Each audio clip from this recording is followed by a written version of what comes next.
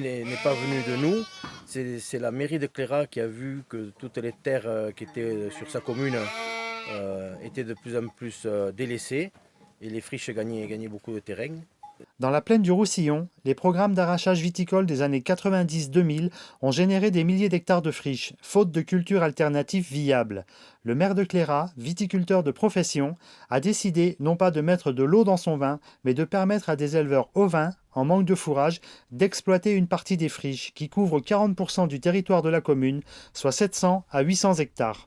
C'était des éleveurs sans gros financement derrière eux, qui cherchaient désespérément à créer du bio et qu'ils allaient acheter des fourrages à Marseille qui provenaient de l'Italie. Ici, ils l'ont gratuit. Pour eux, ça représente une manne énorme et pour nous, ça représente beaucoup parce que nous avons beaucoup moins de friches. Un des défis à relever consistait à convaincre les propriétaires.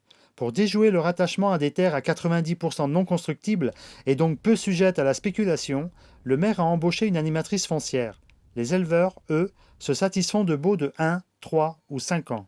On a une terre, on la maîtrise que pour un an. Allez, eh bien on met une céréale et dans un an, on voit. L'idéal, c'est d'avoir 5 ans. On peut se consacrer à la reprendre, à la maîtriser, à lui apporter des fourrages de légumineuses qui vont remettre de la qualité agronomique au sol, des céréales. Et voilà, donc nous, des mises à disposition entre 3 et 5 ans, ça nous va. Jusqu'à présent, je crois qu'on n'a aucune terre qui nous a été retirée. Ancienne exploitante agricole, Josette Guinaud a tout de suite adhéré au projet. J'ai loué, disons, 5 hectares. Une terre pour 5 ans et d'autres pour 1 an. J'ai loué gratuitement. Elle n'aurait rien rapporté puisque c'était des terrains cultes. Donc autant que ça aide des éleveurs. Inculte, mais pas trop quand même, ces friches.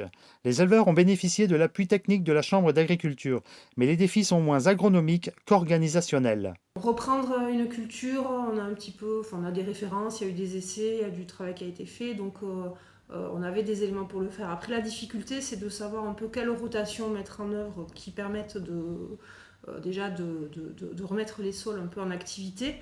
Mais aussi de voir comment s'organiser par rapport au chantier de récolte et au suivi des récoltes pour des éleveurs qui sont la plupart à plus du nord du site même de Cléra. Alors bien sûr, c'est un gros surplus par rapport à la situation qui voudrait qu'on ait toutes ces terres autour de l'exploitation, bien sûr. Mais après, il faut savoir ce qu'on veut. Hein. Ça fait un gros apport de fourrage par rapport à ce qu'on faisait avant. Et l'an dernier, l'hiver dernier, c'est la première année où tout l'hiver, les bêtes ont eu une ration supplémentaire le matin avant de sortir sur les garrigues l'après-midi. Cultivant leur autonomie fourragère, moyennant des investissements et du temps, les éleveurs défrichent, au sens propre et au sens figuré, pour de futurs jeunes éleveurs, mais aussi pour d'autres territoires. Si on fait ça, c'est aussi pour tous les jeunes qui s'installent derrière nous. Ils auront déjà des terres travaillées en bas, ils auront des cumats. Le département est très demandeur en viande de qualité surtout. Et nous, on ne produit pas assez. Nous faisons de l'agneau catalan au niveau de la coopérative. Nous vendons ces agneaux de marque à un prix qui est quand même largement au-dessus du prix national. Un des intérêts, au-delà de notre côté écologique et agro-environnemental, c'est la capacité à être reproductible ailleurs. C'est un projet, voilà, d'autres territoires en friche. Il faut une mairie dynamique et il faut un groupe d'éleveurs dynamiques qui soient prêts à se retrousser les manches. 3 ans après le lancement du projet, 10% des friches sont redevenues productives. La commune de Cléra vise un taux de 50% à 15 ans. Une triple volonté, politique, agricole et financière, peut donc venir contrarier la triple peine économique, spéculative et paysagère des friches. Les produits financiers doivent être de l'ordre à peu près de 50 000 € maximum par an.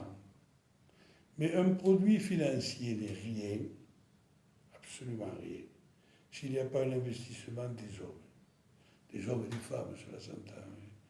Un projet se porte à bout de bras. Il ne se porte pas financièrement parlant. Dans la plaine du Roussillon, cette remise en culture des friches pourrait aussi profiter à d'autres espèces, même si le degré de pérennité des cultures et des baux a des limites dans un tel système. Le maire de Cléra a déjà son idée. Il veut relancer la culture d'une variété locale de blé tendre, le barbu du Roussillon, réactiver ses moulins et initier une filière courte du blé au pain. Du pain, du vin, des ovins.